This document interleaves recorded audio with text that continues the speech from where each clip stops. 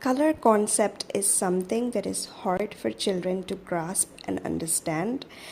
But what if I give you an activity that will teach your kid not only about the identification of colors but also the identification of animals?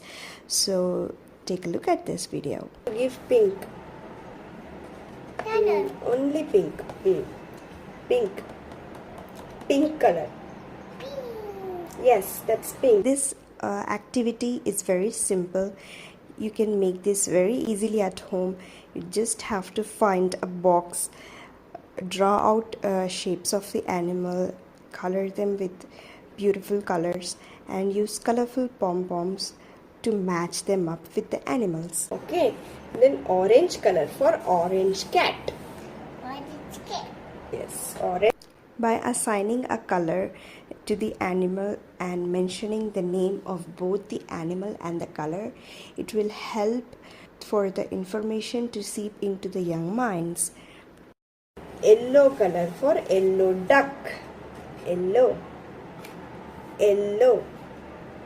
Yes, yellow.